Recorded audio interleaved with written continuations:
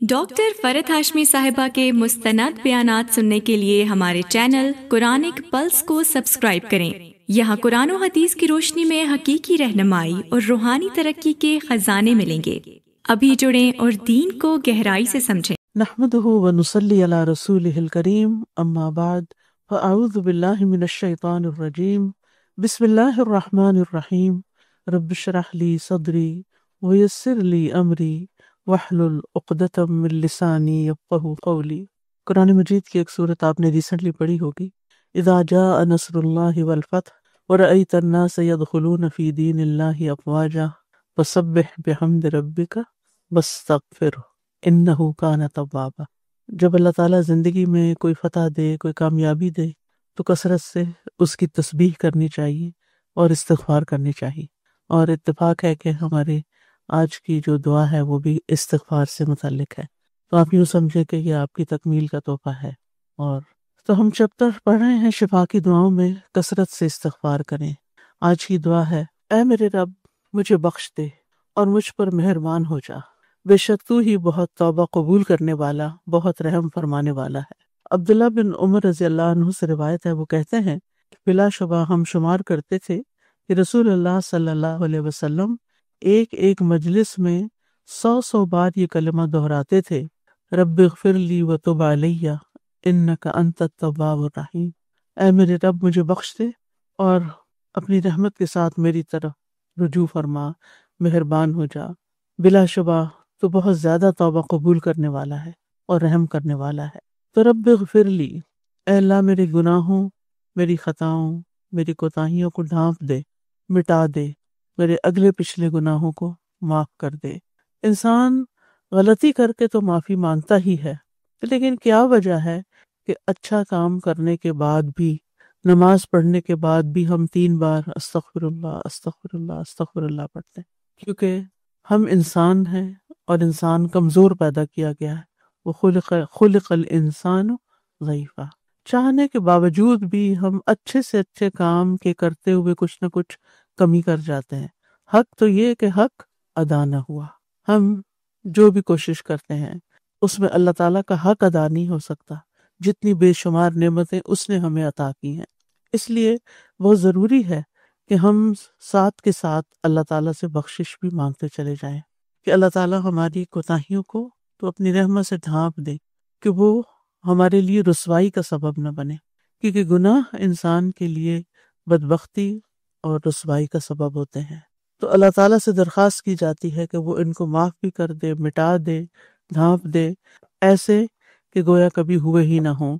جو لوگ غلطی کرنے کے بعد توبہ کر لیتے ہیں تو وہ توبہ ان سے اس طرح قبول کی جاتی ہے کہ اس گناہ کو مٹا دیا جاتا ہے، یعنی جب گناہ سے معافی مل جاتی ہے تو مٹا دیا جاتا ہے، چھپا دیا جاتا ہے۔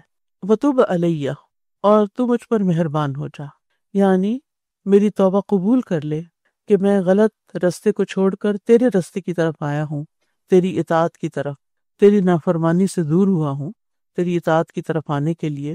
تو اب تو بھی میری طرف آ جا، تو بھی مجھ پر مہربان ہو جا۔ تاب اللہ علیہ کا مطلب ہوتا ہے اللہ کا بندے کو توبہ کی توفیق دینا، تاکہ وہ توبہ کر لے، اور جب وہ توبہ کر لے تو پھر اللہ تعالیٰ اس کو قبول بھی کر لے۔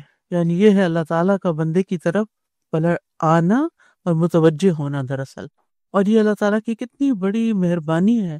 اسے لکھا انک انت التواب الرحیم، تو تواب بھی ہے، بار بار ہمیں موقع دیتا ہے توبہ کر لینے کا، اور بہت رحم بھی فرمانے والا ہے۔ یعنی غلطی کرنے کے بعد یہ بھی تو ہو سکتا تھا کہ انسان اس پر اڑ جائے، ڈٹ جائے، جیسے ابلیس نے کیا، اور وہ انسان کا دشمن ہے، انسان کو بھی اسی پہ آمادہ کرتا رہتا ہے۔ اور پھر اللہ سبحانہ وتعالیٰ اپنی خاص مہربانی سے توفیق دیتا ہے کہ انسان اللہ کی طرف واپس آ جائے، وہ جو دور گیا نا وہ پلٹ آئے، وہ جو راستہ بھولا ہے نا تو سیدھے راستے پر آ جائے، اس بھٹکے ہوئے راستے پر نہ چلے۔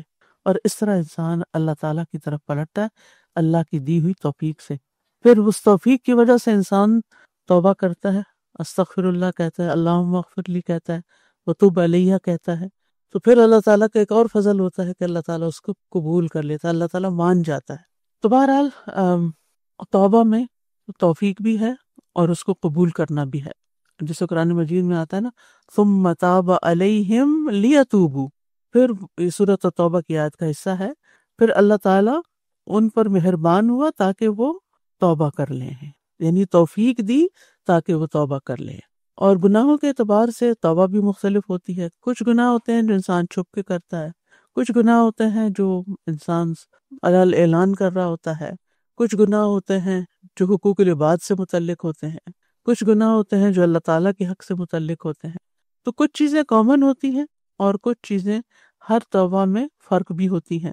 اور پھر یہ ہے کہ اگر حقوق العباد سے متعلق کوئی چیز ہو تو پھر لوگوں کو ان کا حق دینا بھی اس میں شامل ہوتا ہے، یعنی ایک دفعہ توبہ کرنے کے بعد جس حق میں کمی کی ہے، مثلا والدین کے حق میں کمی کی یا شوہر کے حق میں کی یا بچوں کے حق میں کی، تو انسان اس کو کمپنسیٹ کرے، واپس پلٹے، اور اگر فی الفور ممکن نہ ہو تو اس کی نیت کر لے، ارادہ کر لے۔ پھر اسی طرح یہ ہے کہ کچھ عام لوگوں کی توبہ ہوتی ہے اور کچھ خاص لوگوں کی توبہ ہوتی ہے۔ کیا فرق ہوگا؟ بعض لوگ توبہ کرتے ہیں صرف ان گناہوں پر جو ظاہر نظر آتے ہیں، لیکن خاص لوگوں کی توبہ یہ ہوتی ہے کہ برائی کا خیال آنے پر بھی وہ توبہ کرتے ہیں، رجوع کرتے ہیں، یعنی برا خیال آ جائے تو وہ بھی ان کو چبھتا ہے، مثلا کسی کے بارے میں بدگمانی کرنا، کسی کے ساتھ زیادتی کرنے کا دل میں خیال آ جانا کہ میں اس کو خوب مزہ چکھاؤں گی، پھر انسان سوچتا ہے کہ کتنی گھٹیا حرکت ہے، کیا سوچا تم نے، ایسا کرنا تو اخلاق سے گری ہوئی علامت ہے۔ تو ایسے لوگ اپنے ان خیالات پر بھی توبہ کرتے ہیں کہ اللہ تو معاف کر دینا کہ میں نے ایسا برا سوچا، کیونکہ خیالات پر تو قابو نہیں ہوتا نا، خیالات تو آتے رہتے ہیں، کبھی غصے میں ہوتے ہیں تو ویسے خیالات آنے لگتے ہیں، کبھی نفرت ہوتی کسی سے تو اس کے بارے میں خیالات آتے ہیں۔ تو ایسے میں انسان پھر کسی حد پہ نہیں رکتا بلکہ وہ دوسرے کے ساتھ زیادتی کر کے ہی ٹھنڈا ہوتا ہے۔ تو اللہ تعالیٰ اپنی تو خاص مدد سے اس بندے کو روک بھی لیتا ہے، اور پھر یہ کہ اس برائی کے خیال کو بھی یعنی اسے کنڈیم کروا دیتا ہے، جیسے یوسف علیہ السلام نے کہا تھا وَمَا أُبَرِّئُ نَفْسِي إِنَّ النَّفْسَ لَأَمَّارَةٌ بِالسُّوءِ، میں اپنے نفس کو بری نہیں کرتا، نفس تو بہت زیادہ اکساتا ہے برائی کرنے پر، یعنی اگر انسان اپنے نفس کے پیچھے چلے تو نفس تو کہیں نہ چھوڑے، ہلاکت کی گڑھوں میں جا گرا ہے۔ یہ تو صرف اللہ کی رحمت ہوتی ہے کہ انسان کا اپنے نفس کے شر سے بچ جاتا ہے، اسی لیے وہ دعا بھی کرتے ہیں نا، کون سی دعا ہے نفس کے شر سے بچنے کے لیے؟ اللہم آت نفسی تقواہا وزکھا وانت خیر من زکاہا۔ اس کے علاوہ یس اللہم رحمتک ارجو فلا تکلنی الی نفسی طرفت عین، ایک اور بھی ہے واعوذ بک من شر نفسی وشر الشیطان وشرکی۔ ان دعاؤں کا بھی اہتمام کرنا چاہیے کہ تاکہ ہم اپنے ہی نفس کے شر سے بچ سکیں۔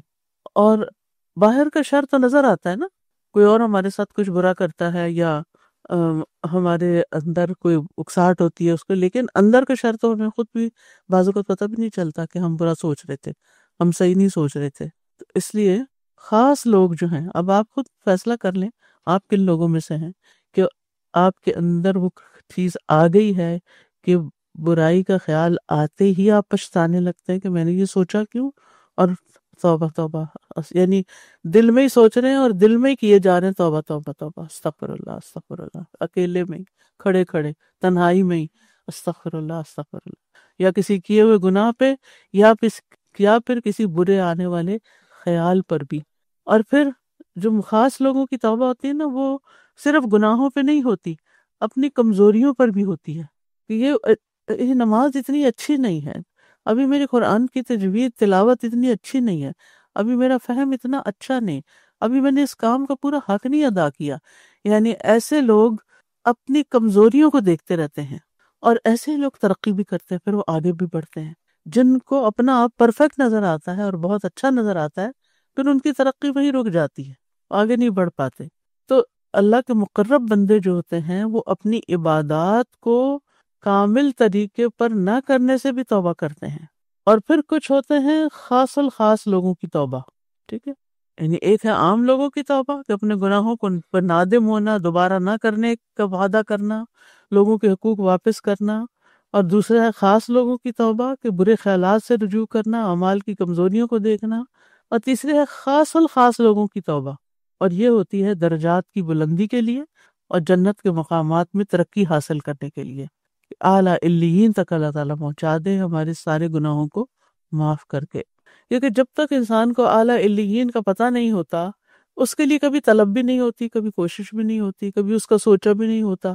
پھر جب انسان قرآن پڑھنے لگتا ہے، دین سیکھنے لگتا ہے، تو اس کو یہ مقامات پتہ چلتے ہیں کہ اچھا یہ مقام بھی ہے، کوئی جنت الفردوس بھی ہوتی ہے، کوئی اعلیٰ علیین بھی ہوتی ہے، کوئی ربی ابن لی عندک بیتا فی الجنہ بھی ہوتا ہے، ایسے بھی دعائیں مانگی جاتی ہیں۔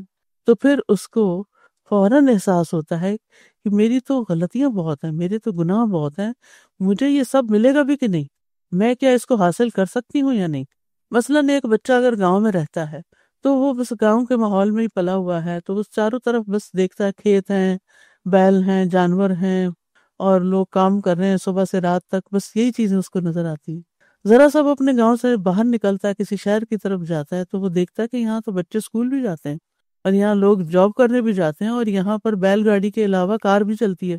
تو وہ اس کا جب ایکسپوجر ہوتا ہے تو پہلے اس کی تمنا کیا ہوتی کہ مجھے ایک اچھی سی گائے مل جائے، ایک اچھی سی بھینس مل جائے، اور اب اس کی تمنا کیا ہے کہ مجھے ایک اچھی سی کار مل جائے۔ اور پھر جب وہ تھوڑا سا اور ملک سے باہر نکلتا ہے تو اس کو پتہ چلتا ہے کہ کچھ جہاز بھی ہوتے ہیں اور کچھ اور بھی طریقے ہوتے ہیں زندگی میں آگے بڑھنے کے۔ تو جو جو اس کا ایکسپوجر ہوتا جاتا ہے تو وہ اس کے امیدیں بھی بڑھنے لگتی ہیں، توقعات بڑھنے لگتی ہیں، اس کی ڈریمز بڑی ہونے لگتی ہیں، اور پھر وہ وہاں تک پہنچنے کے لیے کوشش بھی کرنا چاہتا ہے۔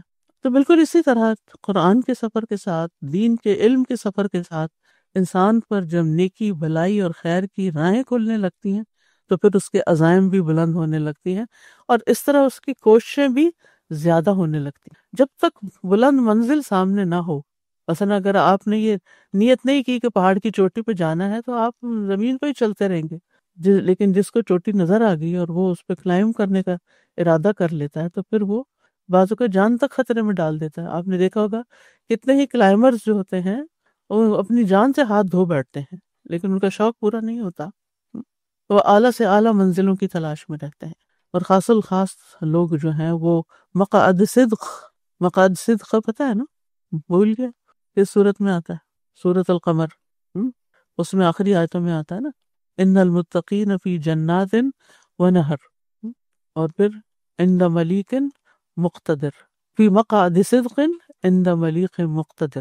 تو وہ مقام، وہ کمپنی، وہ منظر، پھر یہ ساری ڈریمز بن جاتی ہیں۔ پھر چھوٹی چھوٹی چیزوں کی حسرتوں اور خواہشوں اور ان چیزوں سے انسان اوپر اٹھ جاتا ہے۔ جب تک انسان صرف دنیا میں ہی رہتا ہے نا تو صرف دنیا کو منزل بنائے رکھتا ہے کہ مجھے یہ چاہیے، مجھے وہ چاہیے، بس یہی، اس سے آگے نہیں جا سکتا، دنیا کی اعلیٰ منزلیں دیکھتا رہتا ہے۔ لیکن جس شخص کو پتہ چل جاتا ہے پھر اگلی بلند منزلوں کا، تو پھر وہ ان کا مسافر بن جاتا ہے۔ اور یہ ممکن نہیں صرف اپنی کوششوں سے، ان مقامات تک انسان اپنی کوششوں سے نہیں پہنچ سکتا، اس کے لیے دعائیں چاہیے، استغفار چاہیے، اور اللہ کے آگے گڑ گڑانا چاہیے کہ واقعی انسان اپنی ان خواہشات میں سچا بھی ہے۔ انک انت التواب الرحیم، بے شک تو ہی توبہ قبول کرنے والا بڑا ہی مہربان ہے۔ یعنی التواب فعال کے وزن پر ہے، بہت زیادہ توبہ قبول کرنے والا، الرحیم بہت زیادہ رحم فرمانے والا، دونوں ہی مبالغے کی صیغے ہیں۔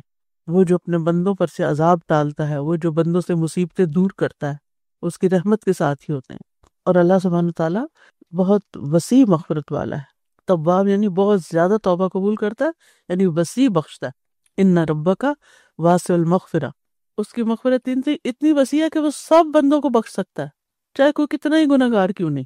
وہ اس کی مغفرت اتنی وسیع ہے کہ سارے گناہوں کو معاف کر دیتا ہے بندے کے، چاہے وہ کہاں تک پہنچ جائے، آسمان کے کناروں تک پہنچ جائے، چاہے وہ زمین کو بھر دیں، لیکن وہ سب معاف کر سکتا ہے۔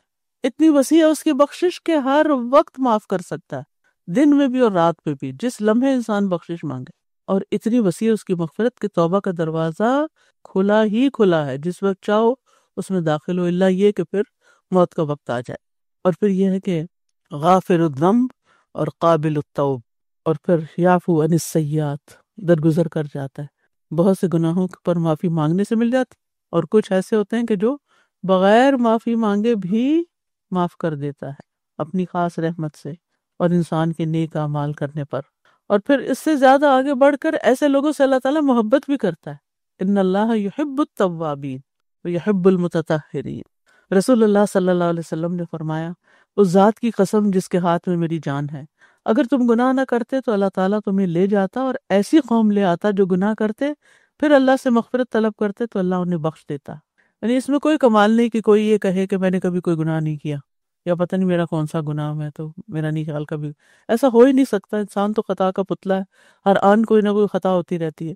لیکن اصل بات یہ ہے کہ انسان اللہ سبحانہ تعالیٰ کی طرف رجوع کرتا رہے اور غلطیوں کا اعتراف کرنے والا ہو. اس حدیث سے یہ مطلب نہیں نکلتا کہ انسان گناہوں پہ ارادہ کر لے کہ میں اللہ کو پسند ہے گناہ کر کے توبہ کر رہا ہے. اور پھر یہ ہے کہ اللہ سبحانہ تعالیٰ دن رات توبہ قبول کرتا ہے، ہر روز بخشش کا اعلان ہوتا ہے. رسول اللہ صلی اللہ علیہ وسلم نے فرمایا ہمارا رب تبارک و تعالیٰ ہر رات اس وقت آسمان دنیا پر آتا ہے جب رات کا آخری تہائی حصہ رہ جاتا ہے.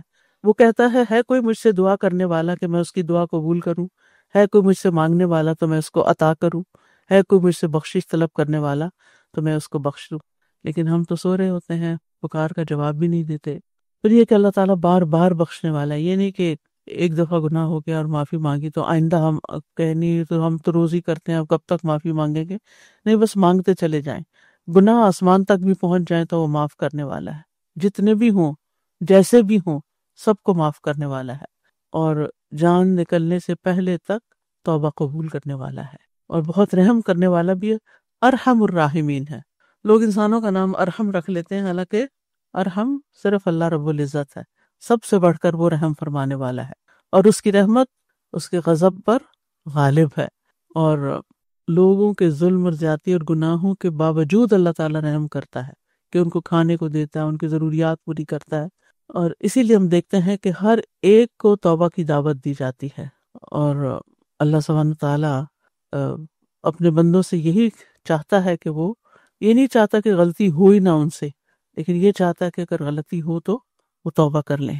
اور پھر آپ دیکھیں کہ قرآن مجید میں کئی ایسے واقعات ملتے ہیں نا کہ جب لوگ بڑے سے بڑا گناہ کر لیں تو ان کو بھی توبہ کی دعوت دی گئی. جیسے منافقین ہیں تو ان کے بارے میں بھی آتا ہے کہ اگر وہ توبہ کر لیں تو اللہ تعالیٰ ان کو معاف کر دے گا. ان المنافقین فی الدرک الاسفل من النار ولن تجد لهم نصیرا الا الذین تابوا. یعنی اگر توبہ نہیں کریں گے تو آگ کے سب سے نچلے گڑھے میں ہوں گے، اور اگر توبہ کر لیں گے تو وہ گناہ معاف کر دیے جائیں گے جو جہنم کے نچلے گڑھے میں لے جانے والے ہیں. پھر اسی طرح یہود نے اللہ تعالیٰ کو فقیر، بخیل اور محتاج کہا تھا. ان اللہ فقیر ونحن اغنیاء، ہمارے پاس بڑی دولت ہے، اللہ تو فقیر ہے. تو اللہ سبحانہ تعالیٰ نے ان کے لیے بھی استغفار کا رستہ رکھا کہ وہ بھی معافی مانگ لیں تو معافی ہو جائے گی. اسی طرح جن لوگوں نے شرک کیا ان کے لیے بھی افلا یتوبون الی اللہ ویستغفرونہ واللہ غفور رحیم. فرعون جس نے وانا ربکم الاعلی، میں تمہارا سب سے بڑا رب ہوں، اس کو بھی اللہ سبحانہ تعالیٰ نے موقع دیا، اور یعنی اس کو بھی معاف کر سکتا ہے یعنی اگر وہ پلٹ آئے.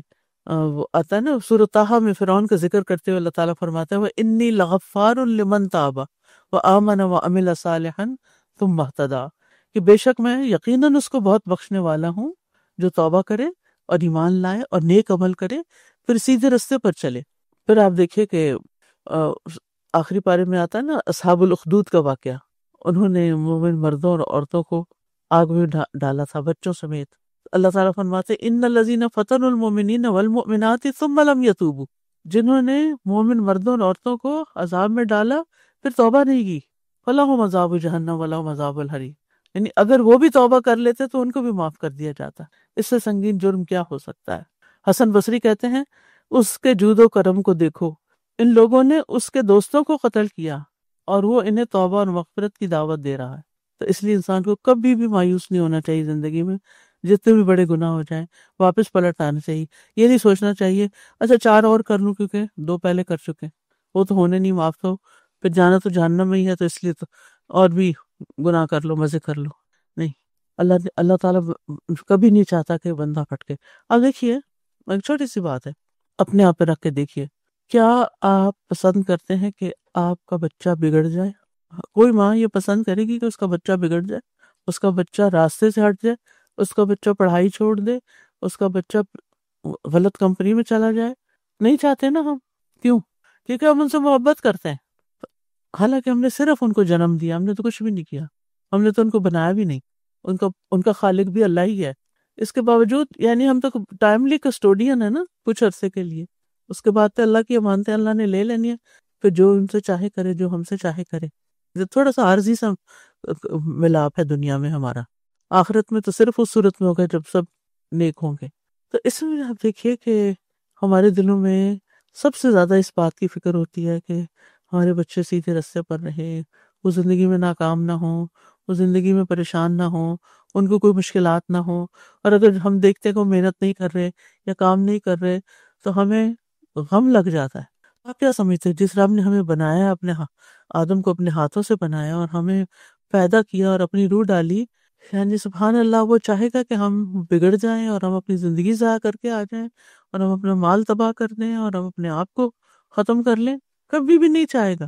وہ نہیں چاہتا کہ ہم غلط کریں.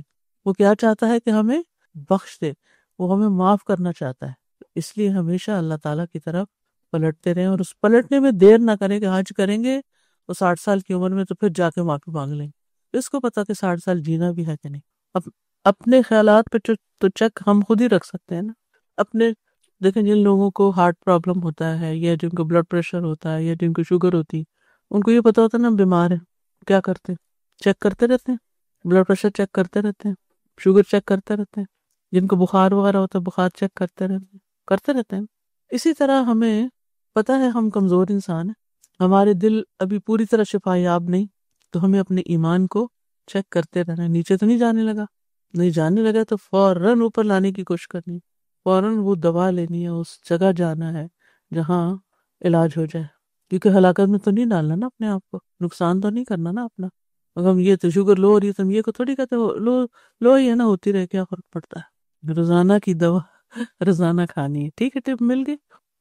تو اپنے خیالات پہ چیک رکھنا نا، کیونکہ خاص لوگ جو تھے نا وہ اپنے اندر پہ اپنے دل پہ نظر رکھتے ہیں کہ وہاں کیا چل رہا ہے. ظاہر میں تو ہم نماز بھی پڑھ لیتے ہیں، صدقہ خیرات بھی کر لیتے ہیں، اچھے کام بھی کر لیتے ہیں، لیکن بعض اوقات دل خالی ہوتا ہے. کئی لوگوں سے کہتے ہوئے سنا ہے ہم نماز بھی پڑھتے ہیں، ہم قرآن بھی پڑھتے ہیں، وہ دل خالی ہے. یہ دل خالی نہیں ہونا چاہیے.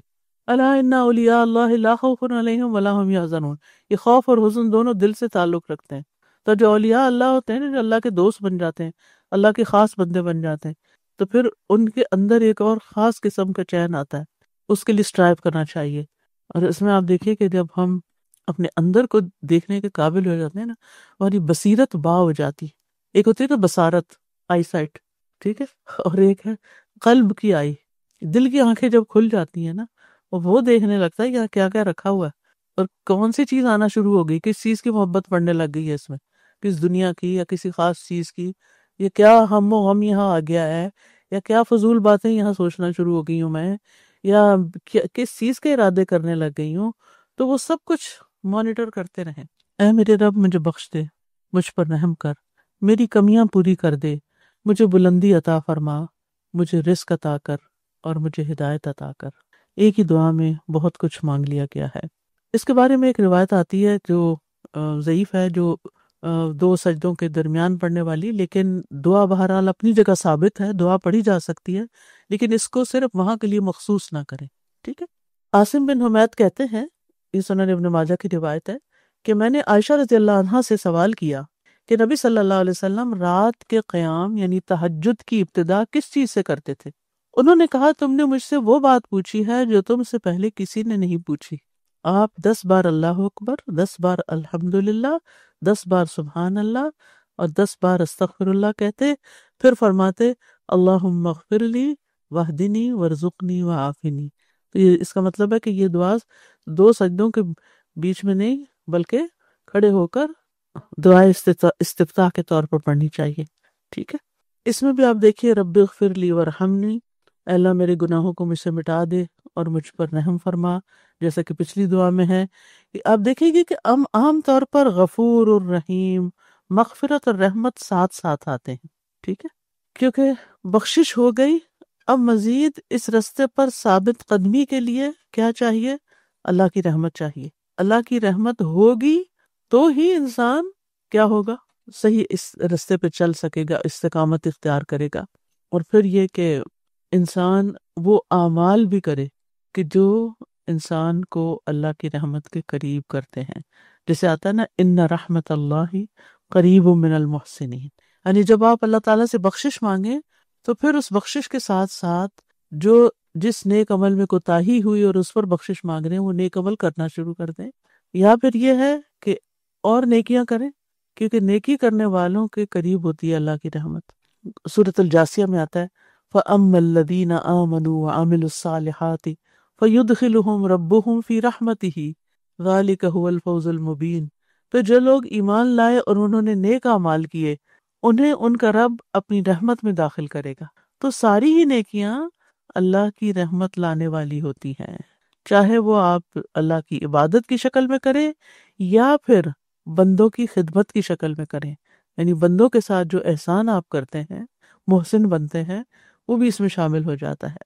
پھر اسی طرح اللہ کی رحمت کے لانے والے اعمال میں اللہ اور اس کے رسول کی اطاعت ہے، کتاب اللہ کی پیروی کرنا ہے. وَهَذَا كِتَابٌ أَنزَلْنَاهُ مُبَارَكٌ فَاتَّبِعُوهُ وَاتَّقُوا لَعَلَّكُمْ تُرْحَمُونَ. پھر اسی طرح فرائض کی ادائیگی، نماز کی ادائیگی، قرآن کو خاموشی سے سننا، توجہ سے سننا، استغفار کرنا، توبہ اور اصلاح کرنا، امر بالمعروف اور نہی عن المنکر کرنا.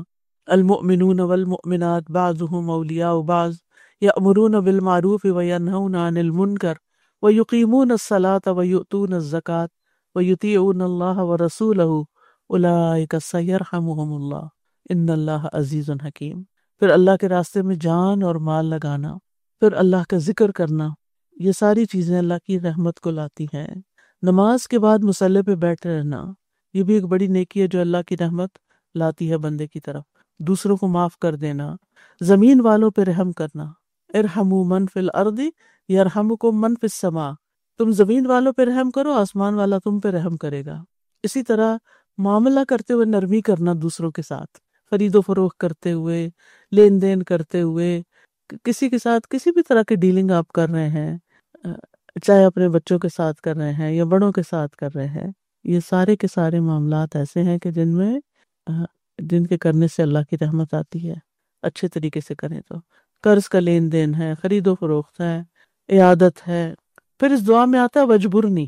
وجبرنی کا ایک معنی ہے کہ اللہ مجھے غنی کر دے، میری اس کمی کو پورا کر دے جو کوتاہی کی وجہ سے مجھ سے ہوئی، اور جو مجھ سے کھو گیا ہے وہ مجھے عطا کر دے، اور ویسے بھی یعنی میری اصلاح بھی کر دے. اصل میں جبر کا معنی ہوتا ہے تھوڑی سی قوت استعمال کرتے ہوئے کسی چیز کی اصلاح کرنا، ٹوٹے ہوئے کو جوڑنا، ٹوٹے ہوئے کو جوڑنا. پہلے زمانے میں جب کوئی ہڈی ٹوٹتی تھی تو اس کے اوپر کیا کرتے تھے؟ کھپچیاں لگاتے تھے، لکڑی کی، وہ چھوٹے چھوٹے، پلاسٹر نہیں ہوتا تھا، وہ چھوٹے چھوٹے ایسے ہوتے تھے جن کے اندر تھوڑی سی فلیکسیبلٹی بھی ہوتی تھی، وہ لگا کے پٹی باندھتے تھے. تو اس عمل کو کہتے ہیں جبر کسر، یعنی ٹوٹی ہوئی چیز کی اصلاح کر دی گئی اس کو جوڑ کے. اسی طرح خراب چیز کو درست کرنا یا نامکمل چیز کو مکمل کرنا اور اس کی اصلاح کرنا، یہ بھی جبر کے معنوں میں آتا ہے. اسی طرح جبر العظم، ٹوٹی ہوئی ہڈی کو ٹھیک کر دینا. پھر جبر الفقیر، فقیر کو مالدار کر دینا. تو اللہ سبحانہ و تعالی ہمارے سارے معاملات کی اصلاح کرنے والے ہیں اور ہماری بیماریوں کو، تکلیفوں کو دور کرنے والے ہیں. کیونکہ یہ دعائیں آپ شفا کے کانٹیکس میں پڑھ رہے ہیں. تو رسول اللہ صلی اللہ علیہ وسلم نے فرمایا، جب میں اپنے مومن بندے کو آزماتا ہوں اور وہ تیمارداری کرنے والوں کے سامنے، یعنی عیادت کرنے والوں کے سامنے میرا شکوہ نہیں کرتا، تو میں اس کو اپنی قید سے آزاد کر دیتا ہوں، یعنی اس کی بیماری ٹھیک کر دیتا ہوں. اس کے پہلے گوشت کے عوض بہترین گوشت عطا کرتا ہوں، اور اس کے پہلے خون کے بدلے بہترین خون بدل کر دیتا ہوں، اور وہ اثر نو عمل کرتا ہے. سبحان اللہ، کتنی بڑی خوشخبری ہے یہ. تو جب بیمار شخص یہ پڑھے نا وجبرنی، تو مطلب یا اللہ میری ساری ٹوٹی ہوئی ہڈیاں ٹھیک کر دے. یعنی جہاں جہاں بیماری ہے، تھکاوٹ ہے، جو بھی میرے ساتھ ہو رہا ہے، آپ اس کو درست کر دیں. اصل میں ہمارے اندر کمیاں تو ہوتی ہیں، ہم میں سے ہر ایک کے اندر کوئی نہ کوئی کمی ہوتی ہے. کوئی ایک چیز میں اچھا ہوتا ہے، کوئی دوسری چیز میں اچھا ہوتا ہے. ہم کیا کرتے ہیں؟ کمی کو عذر بنا لیتے ہیں. چونکہ میرے اندر یہ کمی ہے نا اس لیے میں یہ نہیں کر سکتا، میرا حافظہ کمزور ہے نا اس لیے میں قرآن نہیں یاد کر سکتی.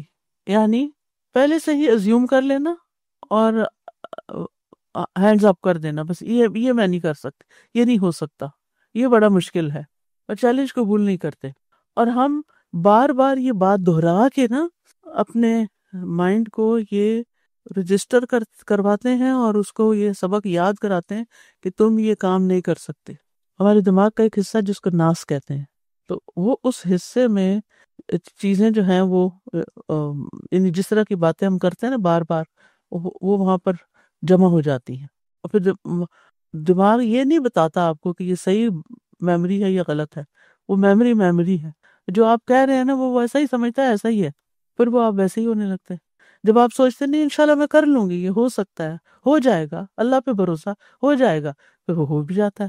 لیکن جب آپ پہلے سے کہنا نہیں نہیں یہ نہیں ہو سکتا، یہ نہیں وہ نہیں وہ نہیں، بس نو نو نو نو، تو پھر وہ دروازہ بند ہو جاتا ہے، پھر نہیں کر سکتے آپ. اور اس میں آپ دیکھیں کہ دنیا میں کچھ ایسی مثالیں ملتی ہیں جو حیران کن ہیں کہ جن لوگوں نے اپنی کمزوریوں پر قابو پایا. تو ہمیں خود بھی کوشش کرنی چاہیے اور اللہ تعالیٰ سے مدد بھی مانگنی چاہیے، اور وجبرنی خاص طور پہ پڑھنا چاہیے جس کام میں، اگرچہ یہ دعا ایک خاص اس میں ہے کانٹیکس میں، لیکن جس کام میں بھی آپ کو لگ رہا ہو نا کہ نہیں مجھ سے ہوئے گا نہیں، یا مشکل ہے، یا یہ ٹھیک نہیں ہو سکتا، یا آپ کا دل ٹوٹا ہو، کسی نے آپ کا دل ہی توڑ دیا ہے، آپ کے جذبات کو ہرٹ کر دیا ہے، آپ کو کوئی تکلیف پہنچی ہے، کچھ لوگوں کی طرف سے مسلسل آپ کو اذیتیں پہنچتی رہتی ہیں، وہ آپ کو ٹیز کرتے رہتے ہیں، آپ کو ٹانٹ کرتے رہتے ہیں، آپ کا دل توڑتے ہی رہتے ہیں، ان کی زندگی میں شاید اور کوئی مشغلہ نہیں. تو پھر اس صورت میں انسان مجبور نہیں، اللہ یہ دل توڑتے ہیں نا جو میرا، تو میرے ٹوٹے دل کو تو کیا کر دے، تو جوڑ دے، میرا ٹوٹا دل جوڑ دے. ٹھیک ہے نا؟ تو بہت ہی بہترین دعا ہے، اور جو اللہ دلوں پہ مرہم رکھتا ہے نا وہ کوئی بھی نہیں رکھتا. اور جس طریقے سے وہ آپ کو ہمت اور طاقت دیتا ہے اور ایک جذبہ دیتا ہے اور ایک قوت دیتا ہے اپنے کمیوں پہ پر قابو پانے کی، اور کوئی اور نہیں کر سکتا. تو اس لیے اس میں آپ کو وہ معلوم ہوگا نا، اسٹیفن ہاکنگ جو ہے ایک سائنٹسٹ تھے نا یو کے اس نے ایم ایس سی کی اور اس کے بعد پی ایچ ڈی کی ریسرچ کر رہا تھا کہ اس پہ خطرناک بیماری کا حملہ ہو گیا. وہ اپنے بارے میں لکھتا ہے کہ میں ریسرچ کا ایک طالب علم تھا، میں مایوسانہ طور پر ایک ایسے مسئلے کے حل کا منتظر تھا جس کے ساتھ مجھے پی ایچ ڈی کا مقالہ یعنی تھیسس اپنا مکمل کرنا تھا. 2 سال پہلے ڈاکٹروں نے تشخیص کیا کہ مجھے ایک مہلک بیماری ہو چکی ہے، اور مجھے بتایا گیا کہ میرے پاس اب زندہ رہنے کے لیے صرف 1 یا 2 سال ہیں. ان حالات میں بظاہر میرے لیے پی ایچ ڈی پر کام کرنے کا زیادہ وقت نہیں تھا، کیونکہ میں اتنی مدت تک زندہ رہنے کی امید نہیں کر سکتا.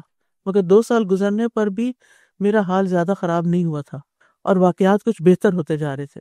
ڈاکٹروں کے اندازے کے خلاف اسٹیفن زندہ رہا، تعلیم مکمل کی، اپنی محنت سے اتنی لیاقت پیدا کی. کہا جاتا ہے کہ وہ آئنسٹائن کے بعد سب سے بڑا نظریاتی طبیعت دان ہے، طبیعیات یعنی فزکس کا ماہر ہے. اور وہ پھر اس کے بعد کیمبرج یونیورسٹی میں میتھمیٹکس کا پروفیسر بنا، اور یہ چیئر صرف اس کو دی جاتی ہے، وہ مقام جو صرف ٹاپ کے کچھ سائنٹسٹ ہوتے ہیں. اور اس کی ایک کتاب جس کا نام A Brief History of Time 1988 میں چھپی، تو اتنی مقبول ہوئی کہ پہلے ہی سال اس کے 14 ایڈیشن شائع ہو گئے. اور آپ نے پڑھائی ہوگا کہ بالکل پیرالائز ہو گیا تھا، اور صرف ہاتھوں سے ٹائپ بھی نہیں کر سکتا تھا، منہ سے بول بھی نہیں سکتا تھا، اور صرف آنکھوں کے اشارے سے ٹائپ کرتا تھا، اور دنیا کو کیا کچھ دے گیا.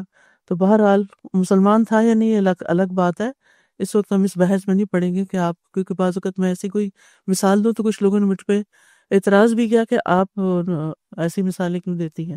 تو بات یہ کہ حکمت جو ہوتی ہے وہ تو مومن کی بتائے گم گشتہ ہے، جہاں بھی دیکھے اسے پائے، کسی سے بھی سیکھ سکتا ہے انسان. تو اس نے قابیل نے کبے سے سیکھا تھا کہ بھائی کو کیسے دفن کرے، تو انسان حیوانوں سے بھی سیکھتا ہے، پرندوں میں سے بھی سیکھتا ہے، انسانوں سے بھی سیکھتا ہے. بس سیکھنے والی نگاہ ہونی چاہیے.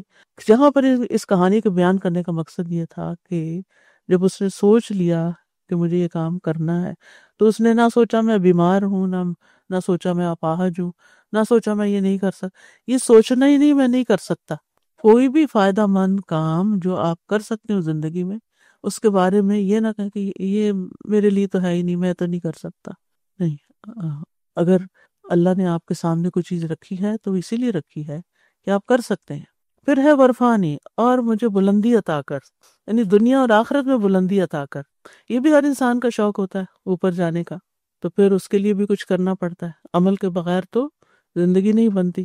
اور اس میں خاص طور پر قرآن کا حفظ کرنا، صاحب قرآن سے کہا جائے گا پڑھتا جا اور چڑھتا جا، اور اسی طرح ٹھہر ٹھہر کر پڑھ جیسے دنیا میں پڑھتا تھا۔ جہاں آخری آیت ختم کرے گا وہیں تیرا مقام ہوگا۔ اب آپ سوچ لیجئے کہ آپ کے پاس سینے میں کتنی آیتیں یاد ہیں، اور کچھ لوگ گھبراتے ہیں اس بات سے کہ ہم حفظ نہیں کر سکتے۔ ٹھیک ہے، سارا آپ نہ بھی کریں، لیکن جتنی زندگی ہے کچھ نہ کچھ قرآن کا کچھ حصہ ضرور یاد کرتے رہے، تاکہ آپ کے درجات کیا ہوں، بلند ہوتے رہیں۔ پھر اسی طرح اللہ کے راستے میں نکلنا اور فرائض کی ادائیگی، کثرت سجود، ہر سجدے کے بدلے کیا ہوتا ہے، ہر سجدے کے بدلے درجہ بلند ہوتا ہے۔ پھر اسی طرح مساجد تک زیادہ قدم چلنا، ایک نماز کے بعد دوسری نماز کا انتظار کرنا، اللہ کا ذکر جو ہے وہ بھی ہر جتنا زیادہ ہوگا اتنی بلندی حاصل ہوگی۔ اچھا اخلاق، پھر امانت داری، سچائی، تواضع سے انسان کو بلندی ملتی ہے۔ پھر اللہ کی رضا کے کلمات کہنے سے اور ایک بار درود پڑھنے سے 10 دفعہ 10 درجے بلند ہو جاتے ہیں۔